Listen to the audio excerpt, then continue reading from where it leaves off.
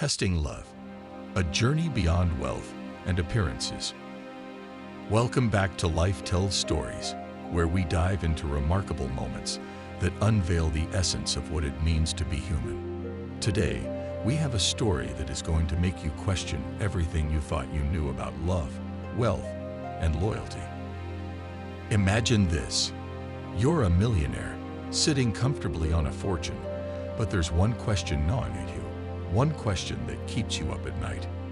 Does my partner love me for who I am, or for what I have? This exact dilemma pushed Alexander to do something extreme.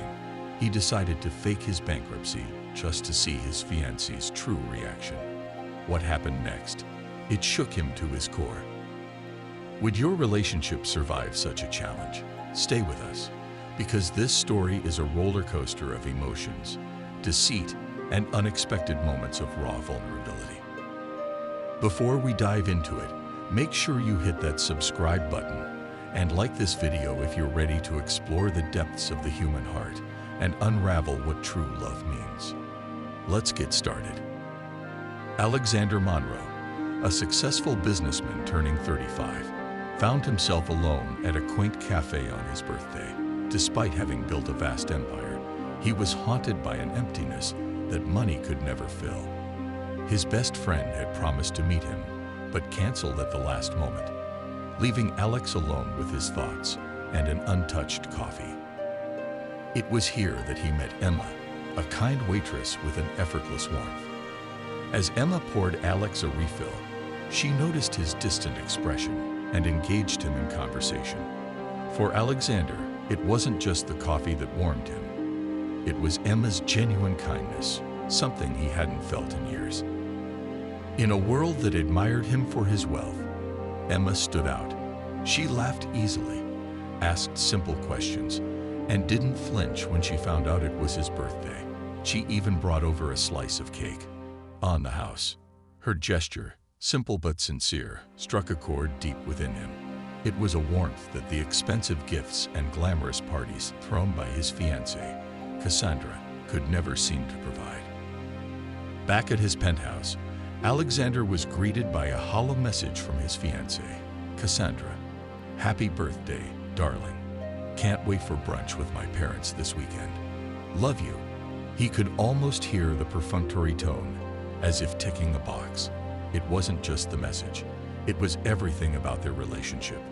The dinners, the parties, even their shared plans for the future. Everything felt rehearsed, transactional. He remembered Emma's smile and the ease of their conversation. She didn't know he was rich, and that was the point. Could anyone love him for just being Alexander Monroe, without the labels? He had to know. Alexander decided to stage a drastic test. With the help of Margaret, his sharp-witted CFO, Alex began crafting a scenario in which he would appear to lose everything. The company would go bankrupt, the penthouse would be in jeopardy, and the luxury cars would vanish. Margaret, although skeptical, agreed to help him. She too had doubts about Cassandra, who seemed more in love with status than substance. Would Cassandra stand by him if he lost it all? The stakes were high.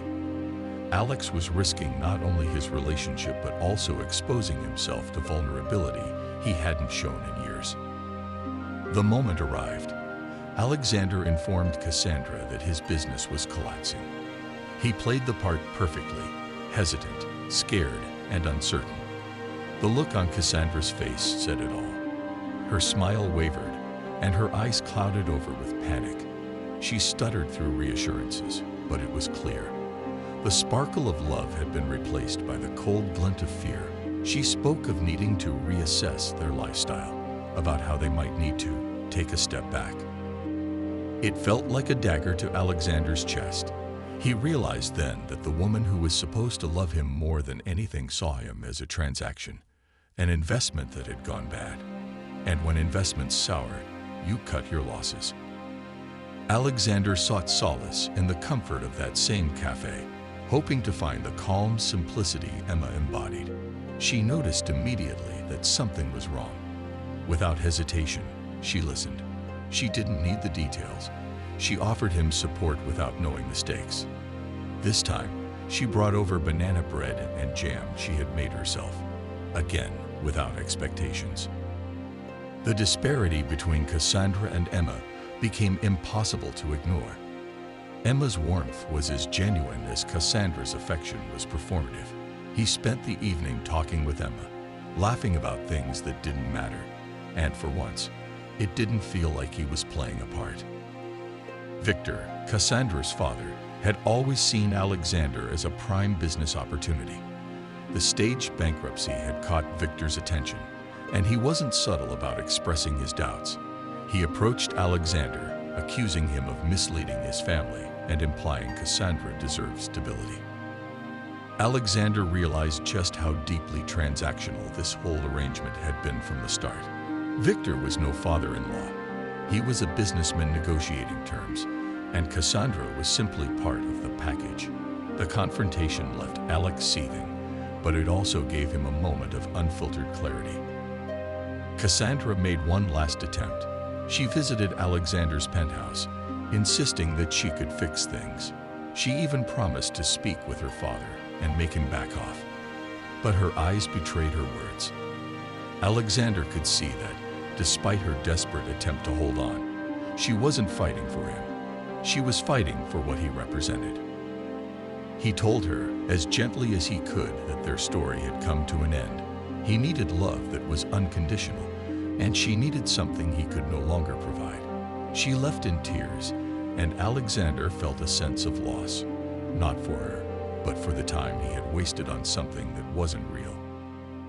Late one night, Alexander got a frantic call from Emma. Her younger sister, Lucy, was sick, really sick.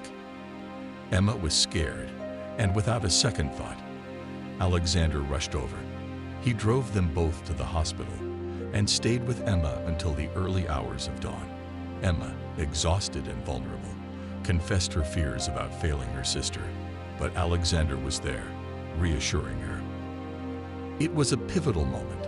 Emma wasn't interested in his money, his reputation, or anything other than his presence and support. This was love at its most honest, raw, unguarded, and full of care. Alexander knew he had to fix the damage caused by the staged financial crisis. He gathered the board members of his company and laid it all out. Victor's meddling had pushed the company to the brink, but Alexander came armed with evidence. He showed how Victor had manipulated key clients and was trying to sabotage their stability. He countered with his own vision for growth and transparency. The room shifted, the doubts faded, and the trust returned. Alexander's strength was his authenticity, and this time, he wasn't hiding it. He managed to save his company, but more than that, he learned to be true to himself. With the storm finally behind him, Alexander visited Emma at the cafe. He handed her an envelope, and when she opened it, her eyes widened. It was a lease agreement for a bakery space, her dream. Emma resisted at first, but Alexander explained that she had given him more than she could ever know.